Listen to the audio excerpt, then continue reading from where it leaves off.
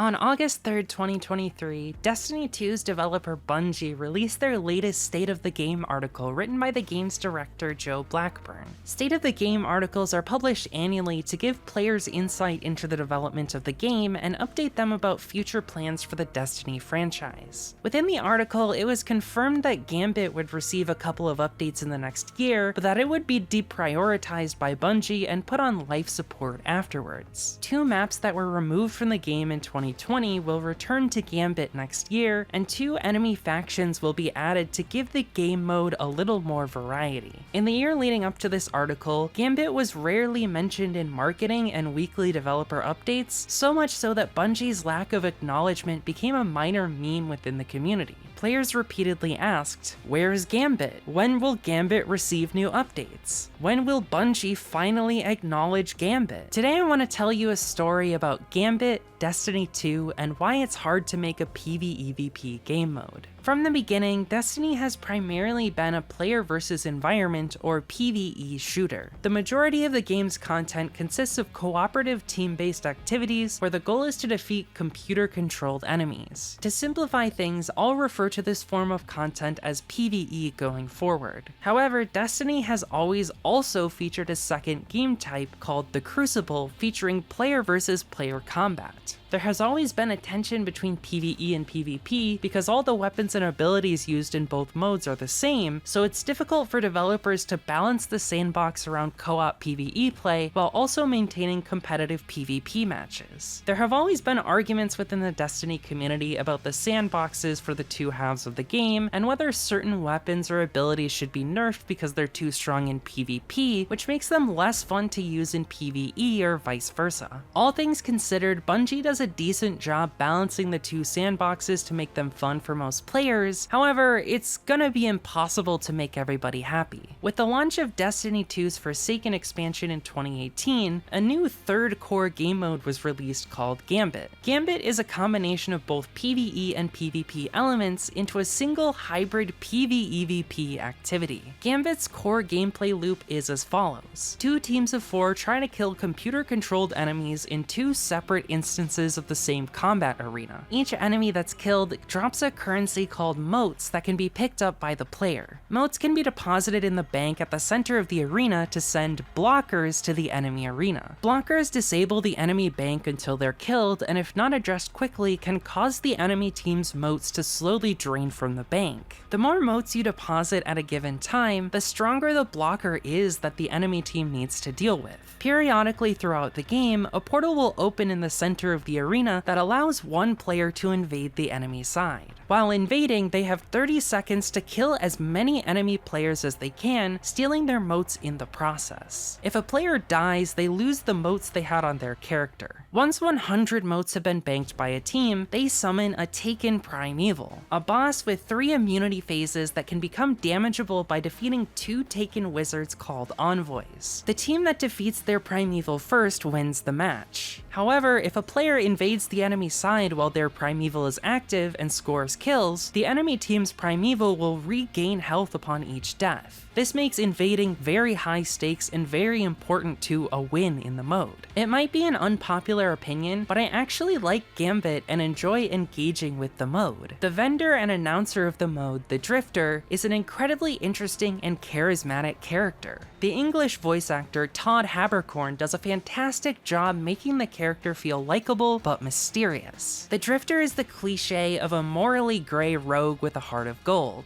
Cliches aren't necessarily a bad thing if executed properly, and I think Bungie has done a great job executing the Drifter's character. He doesn't always follow the same code of morality as the Vanguard, frequently dealing with the black market of paracausal abilities, the Dredgens, and the Darkness. However, Drifter cares about people he respects and has had a character arc over the series that I enjoy quite a lot. He's slowly come more and more into the fold and become more respected by the rest of the Vanguard, earning his respect in return. Drifter gives Gambit a lighthearted but also sometimes intense feeling that I find quite intriguing. He oscillates between playful and serious, which is perfect for a mode with a duality that Gambit has. The narrative of Drifter using his paracausal abilities and technology to summon Taken in order to learn about them from watching Guardians defeat them is narratively interesting. The conflict between those among the Vanguard who disapprove of Drifter's methods and the Dredgen himself is very well written in the lore.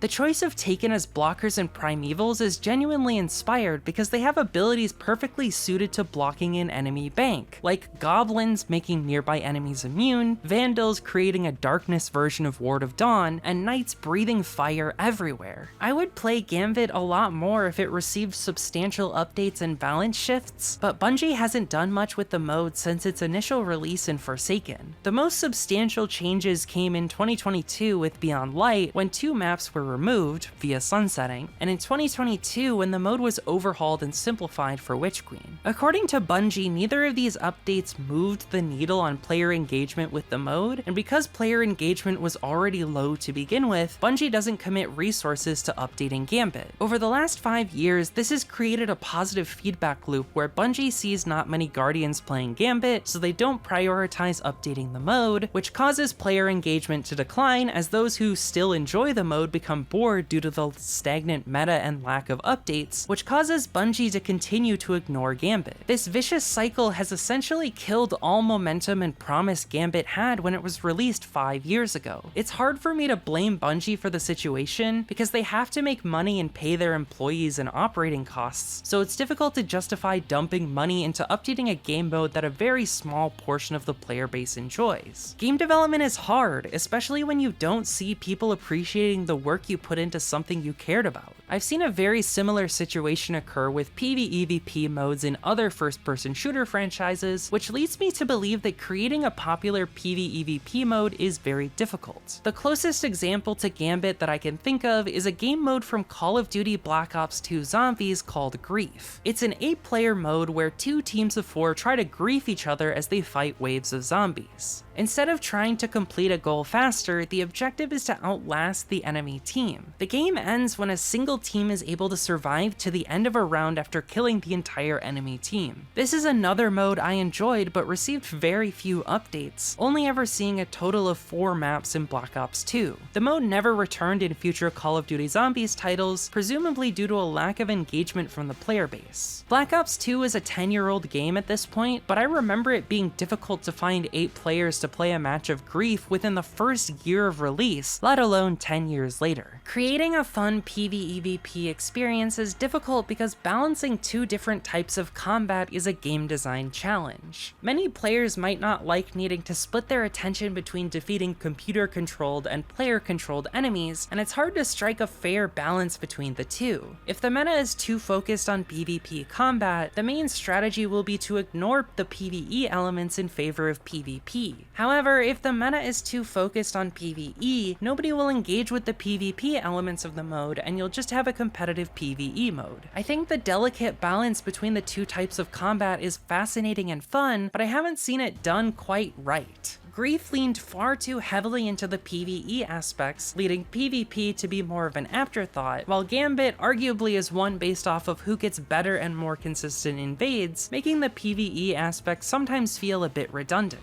I don't think I've seen a game nail PvEVP, which saddens me because I think it's a fascinating concept and would love to see it explored further. It truly is a tragedy that Gambit failed to find an audience, causing it to languish in obscurity as the awkward stepchild of Destiny 2's more popular PvE and PvP modes. I wish Bungie would put more resources into Gambit, but at this point the writing is on the wall. Gambit is dead and likely will remain dead after the final shape Gambit updates. I'll still engage with the mode periodically because I find it fun, but it's difficult to keep caring about a mode the developers have all but abandoned at this point. I'm curious to see what people think of Gambit in the comments. Let me know if you enjoy or dislike the mode. Do you think it's a good or a bad thing that Bungie is shifting their development resources away from focusing on new Gambit content? If you've enjoyed this video, consider subscribing. It helps me dedicate more resources to making new videos like this one. I'm eforme and would like to thank you for watching.